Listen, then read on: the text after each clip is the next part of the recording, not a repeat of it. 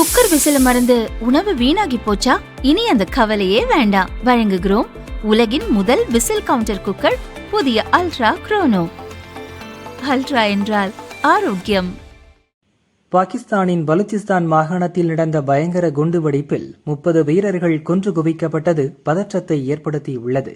பலுச்சிஸ்தான் மாகாணம் ஜிவானி மாவட்டத்தில் பாகிஸ்தான் கடலோர காவல்படை முகாம் உள்ளது.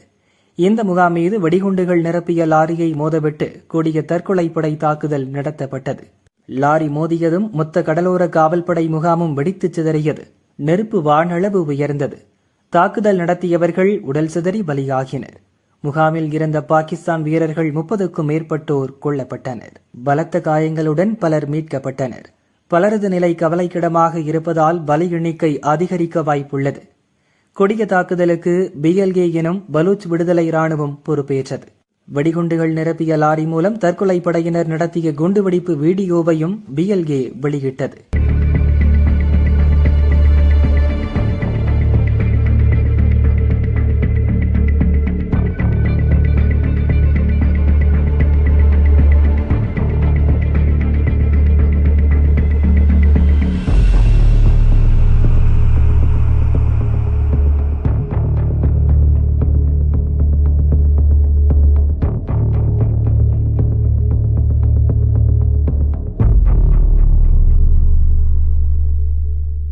அட்டாக் தொடர்பாக பிஎல்கே கிளர்ச்சிப்படை செய்தி தொடர்பாளர் ஜியந்த் பலோச் கூறியது, பாகிஸ்தான் படைகளை குறிவைத்து முடிக்கும் ஆபரேஷனின் தொடர்ச்சியாக இந்த தாக்குதலை நடத்தினோம்.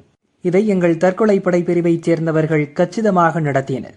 30க்கும் மேற்பட்ட பாகிஸ்தான் வீரர்களை கொன்றுவிட்டோம் என்றார். பாகிஸ்தானின் மிகப்பெரிய மாகாணம் பலுச்சிஸ்தான்.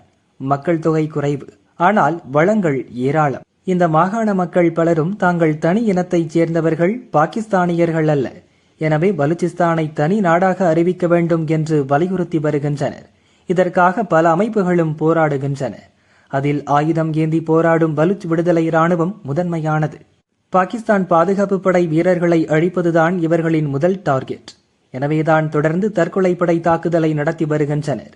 இவர்களை தடுக்க முடியாமல் திணறும் பாகிஸ்தான் ராணுவம் பிஎல்கே படையை பின்னாலிருந்து வழிநடத்துவது இந்தியா என்று பழிபோட்டு வருகிறது.